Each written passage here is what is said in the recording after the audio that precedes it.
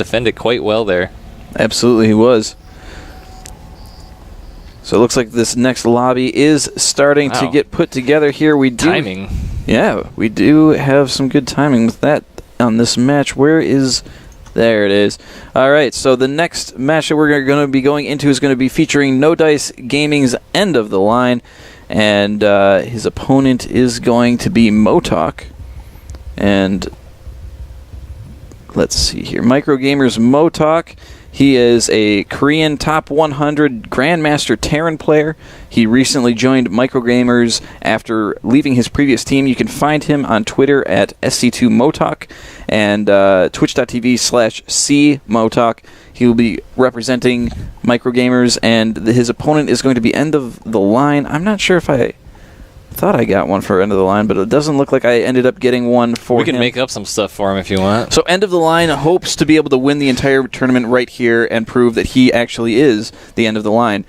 But unfortunately, it is Pro League format and not King of the Hill, so that is not going to be able to work out for him. Just querying our players here to see if anyone's ready. Gallegation, if you want to tell everybody who our sponsors are real quick while this getting this match set up. Absolutely. Would be happy to.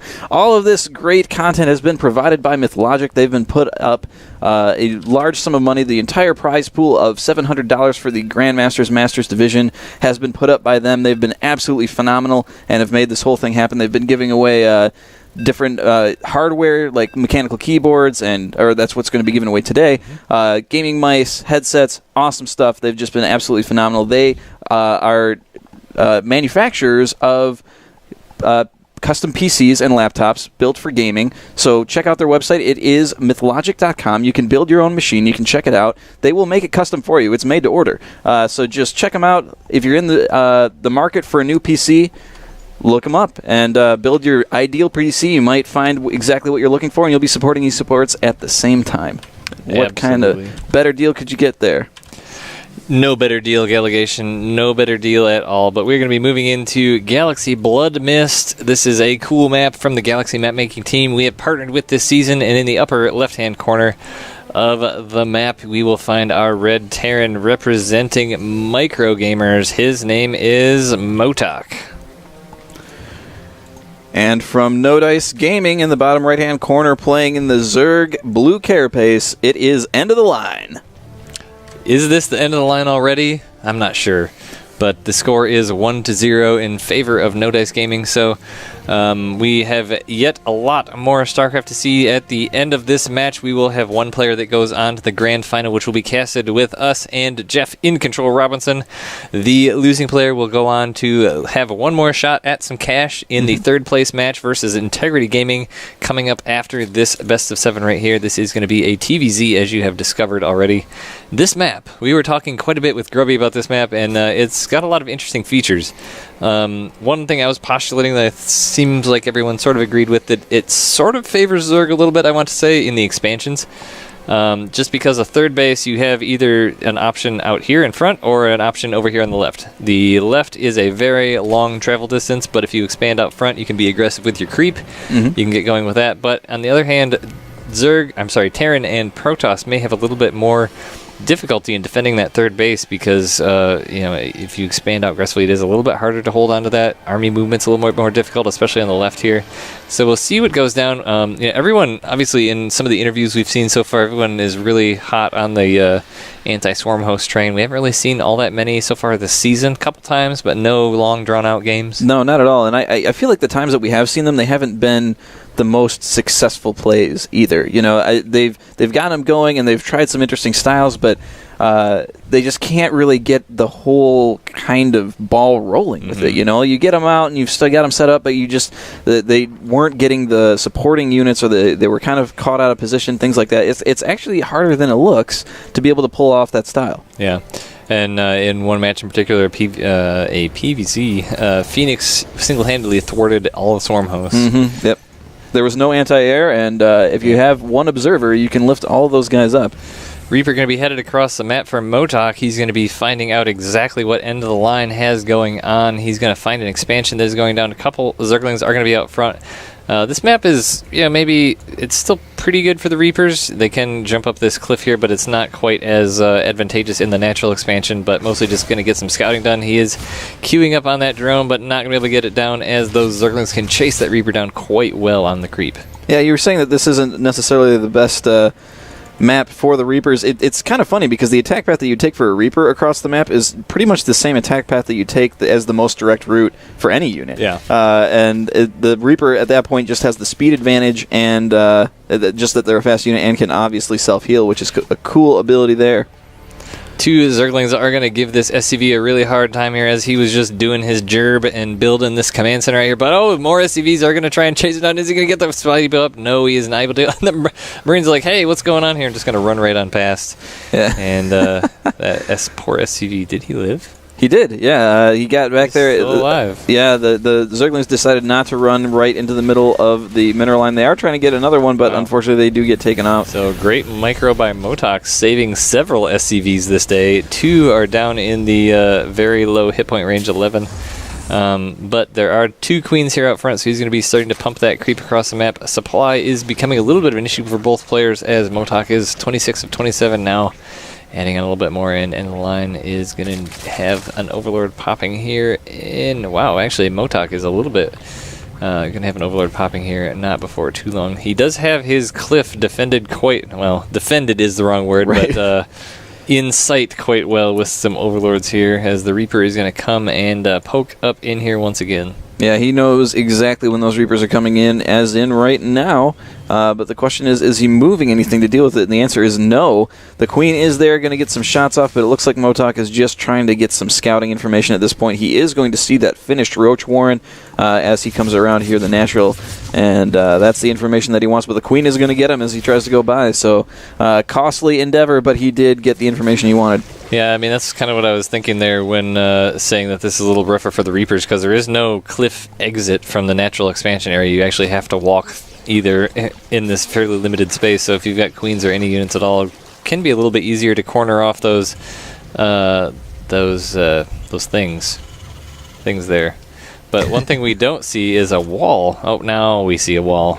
Just as I was going to say, we don't see a wall. We do, as the Hellion numbers are starting to accumulate here for Motok. He's getting his natural expansion established. There is an Overlord here down on the left, but he's not really utilizing it too much to get in and see what's going on.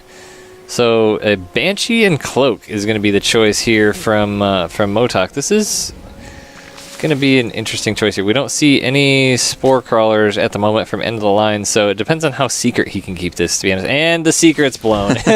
Well, all right, the jig is up. So he is going to end up taking out this Roach, but I have a feeling the Roach wouldn't have been that big of an issue for the bunker loaded with Marines there. So yeah, absolutely. It looks like Key and Me in chat is informing us that it is not Motok, it is Moto-K, so we will make that adjustment. And in 2 minutes you will figure out that we're making that adjustment, but Simoto-K has his layer finished now. The Reaper... Oh, yes, the Hellions now are causing some damage here, but the Roaches are there too. Wow, but oh my gosh, all those drones piled up on that mineral patch. They took quite the little roasting there from Moto-K's Hellions, but these Roaches are on... It looks like they're on an aggressive path once again. Yes, they are, and they are not going to be intercepted by a single Banshee this time, although there has not been much effort made to protect against the Cloak here. Maybe he's just not worried about it, or thinks that Moto-K was not getting it, but a Banshee's going to come in on the left, and a Banshee going to come in on the right simultaneously. No detection here for end of the line. This is going to be a little bit rough for him. He's going to lose quite a drones, but he's actually focusing on the queens here, it looks like. Well, there are 2 Banshees, one in the natural, one in the third, and they are both doing some decent damage. I are now focusing on, it looks like he's getting the drones there in the natural, and this is just going horribly here for end of the line. Overseer does pop out, so he is detected and revealed. The queens are going to chase him away in the meantime of the Spore Crawlers coming out, although not a lot has been done in the main base here. There is no queen. Queen was recalled down to the natural expansion to help defend, although the Spore Crawler is done, but lots of drones going to be lost here. So far, 20 altogether. Yeah, Moto-K is really doing a great job of slowing down end of the line's macro, and he's just losing so many units. I mean, the SCV count is higher than the drone count by about 12. That's not what you want to have happen here. Yeah, and that is definitely not what you want to have happen. Although he does have the extra base, he is going to have a hard time with these drones. There is just nothing here to defend at this third base. The Queen's all called up to defend the homeland. But here comes the interesting bit with these burrowed roaches. They do have that move ability while burrowed, so they're going to get some very intense healing while burrowed and be able to move around. The question is, did Moto see those? As that Banshee flew over, does not look like it. But, I mean, one scan, man, and the jig is up here. But he has to be very cautious, as all he can really see is just some little rippliness going on under the ground. And what is he doing? He's just there it is. Wow, so that was they did go in range of that sensor tower there, or the turret. So that was yes. Yeah, they're just not going to be able to get anything done on this mineral line, which was his goal. But having this missile turret here is going to be a rough time. At the same time, there is another group that is in the main base, was able to take out a lot of the SCVs there, and do see this Thor coming out. So 2 Thors now on the map, and but that roach push is pretty much getting cleaned up. Oh, it does take out the armory there. Yeah, that is going to be clutch, because that mech attack upgrade level 1 was about half done. And since that does travel across all the mech, including air and ground, that is kind of a big deal. So great idea there by end of the line. He did split those roaches and was able to move 4 out while the other 4 got toasted. Going to try and take out the supply depot, and he does get it while losing a single roach. He's going to have to burrow those if he wants to keep them. But really, though, end of the line only killed 5 SCVs in that entire engagement. Oh my goodness. So a great job by MotoK, really protecting his workers, pulling them back, knowing what was coming in. But MotoK will not will not have that happen again, as he's building turrets everywhere. Mm-hmm. One poor roach just still kind of trying his best in the back of the base, but being revealed by that tower as he does just escape its range. And I don't know where end of the line goes from here. He's still only making roaches. He doesn't have any structures that are going to allow him to attack anywhere else at this point. I mean, with his upgrades, he kind of is cornered into Roach Hydra at the moment, but he hasn't been making any Hydras with the +2 range about to come down. He is just getting some more upgrades. Wow, it's really interesting how many roaches he's got going on here. This is going to turn out a little bit bad, I think. Yeah, I agree. I mean, roaches, at a certain point are great. If you can swell to a 200 and attack with them at the right timing, then, game over. But in this situation, when you're kind of hitting the mid-game and your opponent has the mech kind of army that they want to have, and all you're coming up against them with is roaches, you're going to have a bad day. There are a lot of Hellbats here with Blue Flame, and they are taking on these roaches by themselves. The roaches are going to kind of walk right on through them, but there are Thors and tanks behind. Vikings not going to be all that useful. There's nothing here that flies, but they're going to land and just tank some damage on the ground, but Roach is going to go right on after those Thors. And that burrow there was really great, moving forward a little bit, forcing out a scan, and is able to clean up a lot of those Thors, and they're just marching right along, so that 2-2 is really helping him out. He's going to be able to take out this third now. Yeah, now looking at the upgrade, the armory that end of the line was able to take out, that armory that had +1 attack about half done, is turning out to be really clutch in this engagement, because he's run into a lot of mech and he's got +2 upgrade advantage on it. Mm-hmm. And that I think is one of the main reasons why this is still working, is because he's got the huge upgrade advantage. But end of the lines roaches are starting to dwindle, and he is running into that front door that is guarded by the missile turret, able to check him out, but moving up once again. He's going to see this barracks kind of out in the middle of the nowhere. Is he going to choose to take it out? Looks like he is. We kind of were saying, what's he going to do here? And it turns out roaches turned out to not be a terrible choice. But now I think is at the point where he has to transition into something else. Hydras certainly makes sense as he's a Hydralisk Den coming down, since he has the upgrades for it. But he's got to have something else to back it up. He already has a Hydralisk Den, but he's building another one. I think he forgot that he had this. What? He's faking me out. Yeah, so he could be making Hydras at any point. Now that his other Hydralisk Den is done, he can make them twice, I guess. Honestly, now he has the infestation pit coming down, and this would be a point where I'd be highly in favor of Swarm House because the upgrades line up for that. And he can expand out to this forward base here. MotoK is a little bit on the back foot. I mean, the worker supply is still barely in favor of end of the line, but not by a whole lot. Army supply, though, is almost double for end of the line, so he can really keep this going. There was a bit of harassment in the natural expansion there with some Hellbats, but that was taken care of. There is a Spore Crawler and a Queen here, which is going to try and take care of these ones, but there are some Roaches as well. Yeah, that's just good play there by MotoK. He's, trying to get in there, trying to, again, harass his opponent's mineral lines, keep him shutting down, but end of the line just doing a great job with the positioning of these Roaches, made sure that his opponent wasn't able to take a fourth base by his positioning there, and is now, once again, moving in for the third base, going up against these Hellbats, tanks, and whatnot with all these Roaches. In the meantime, is getting attacked by some Banshees at his fourth. Yeah, and this is going to be a huge push for end of the line. These upgrades are really getting to the point of stacking up, and MotoK is just going to really be in a struggle bears moment here if he can't end up. Honestly, I'm not sure. We kind of switching positions here. I'm not sure what MotoK can do here because the upgrades are just so in favor of end of the line that he can just roll through with these sort of just tanky mid-game units just because they're so buff compared to the unupgraded forces of his. Yeah, Terran vehicle and ship upgrades level 1 is just now wrapping up. So definitely having that severe upgrade advantage for so long and definitely capitalizing on it. These three Banshees, though, are really doing a lot for MotoK right now as they are sort of keeping end of the line honest. He really doesn't have an answer for them just yet. The Hellbats are going to come into the third base here. Once again, Queen is going to take them out, and Hydra's going to follow on here. Going right the wrong way and missed the medevac there. But so, I mean, like I said, those Banshees are keeping end of the line honest here, so we can't just move out with a bunch of Roaches and expect to keep them because they do quite a bit of damage. Viper's now coming out for end of the line.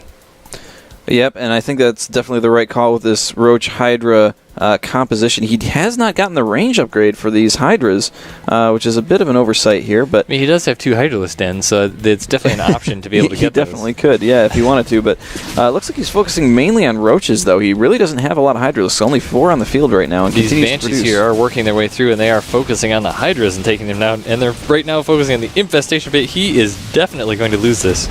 Yeah, the Roaches or the Hydralisks are making their way forward, but at only 4 on the map, they're not going to be doing a whole lot. The Queen is trying to keep that alive, but unfortunately it is getting taken out. Now the Queen and the Hydra's moving forward. The Detector is there, but the Banshees are already beelining their way out and aren't going to run into any opposition on their way. They're going to run into a bunch of Roaches, but now what Simoto is going to see is the army moving across the map, but now he's in a much better position. He has +1 attack at least, but these Roaches so fast, and with the Vipers, are just going to yank these tanks right out of the engagement here, but one... Just Blinding Cloud instead, right on top of the sieging. The Roach is moving forward, able to take out a lot of the Hellbats, but now with that +1 upgrade, he's starting to shove this back a little bit harder. Yeah, that upgrade does just make a huge difference, and he had a nice spread on his tanks too, so end of the line couldn't just run right on through like he did before, and these Ravens here also kind of disallow that burrow micro he was doing there initially, so I think we're sort of at an even position here, but I mean, look at the worker count. It's 22 minutes, and it's 42 to 53, Allegation. Yeah, there's really not a lot, but I mean, both players have been incredibly aggressive on the other's bases, and killing a lot of units. I mean, workers killed throughout the match, 52 now for end of the line, and 38 for MotoK, so they have to continue to hit those S&D keys respectively to keep those mineral patches mining. Banshees are going to be off the field now, as there were a couple Overseers here and some Hydralisks end up taking them out. I'm actually surprised the end of the line hasn't attempted to take this middle base, but at the same time it's sort of smart because he's saving it for later. But he also hasn't started mining off of this top base. Actually, I don't think this... obviously we can't check, but I don't think this is rallied, as the units popping out of here are just kind of chilling out next to it, and I think now maybe just rallying it as we saw some clicks going down on the mineral patches there. But now sort of regaining his forces with some Overseers, some Hydras, but the food count's still largely in favor of end of the line, but Simoto just has quite the blockade going on here now. Yeah, and it looks like MotoK is trying to safely expand. I mean, he's tired of losing to that third base position. He absolutely needs it at this point, so that's where his defense is. And now clearing out that Overlord to take that fourth as he's building the command center. So, I mean, it still looks like End of the Line isn't really moving into any higher tech. He is getting +3/+3, so it's... Yeah, I don't know. It's hard to go into something like... I would like to see Ultralisk right now, but it's hard to go into that because you don't have any attack upgrades. You could have the +5 armor with the chitinous plating, but you're not going to have any attack upgrades. And now there is another medevac moving in with 2 Hellbats in it, and this is going to be a real trouble for this top base here as he's going to take some shots, but there's nothing here to defend. The Hellbat's just going to go absolutely crazy. He doesn't really care that he can't get them out. Yeah, but at this point, he's just moving in on the opposite end of that defense and kind of catching his opponent off Hunter-Seeker missiles. guard. Wow. Huge explosions there, the Vikings landing, and wow, did MotoK really clean that up. Those Hunter-Seeker missiles were targeted directly on the very middle of that attacking army there, and they just did absolutely massive damage. Yeah, so End of the Line going to have to go home and lick his wounds a little bit. He might even lose this hatchery. There's really nothing there. The remainder of that army, all 3 of them, are coming back to try and deal with this, but they are not going to be able to save that hatch. Yeah, honestly, I don't think if Simoto K was paying attention, those Hellbats probably would have been able to take out those Hydras. Yeah, I really can't believe he was able to keep that. Only 35 health remaining, and now MotoK taking his 4th. Yeah, so we're kind of moving into our first big, long, late-game situation here of the day so far, rallying those SCVs right onto those mineral patches. End of the Line does have a burrowed drone here at the top expansion, so he's preventing that, but Hellion's running around in the 3rd base of End of the Line, getting a lot of hits. Scan goes down to kill on some of those burrowed drones. There is a little bunch of them here that one shot may have been able to get, but Roach is still Roach Hydra. This is the latest Roach Hydra I've ever seen. Yeah, it seems like today. End of the Line just is not figuring out how to transfer out of this. You know, he's having a really hard time transitioning, and I think that's really starting to hurt him. You know, MotoK's got his number down now. He's got the defense lined up and has been able to shut down multiple attacks, but still hammering against the same thing with the same hammer. Gosh, Blue Flame Hellions coming in once again and turning into Hellbats and finishing off that hatchery, so that is now going to go the way of the Mockingjay. Yeah, that is gone, but it does clean up that attack.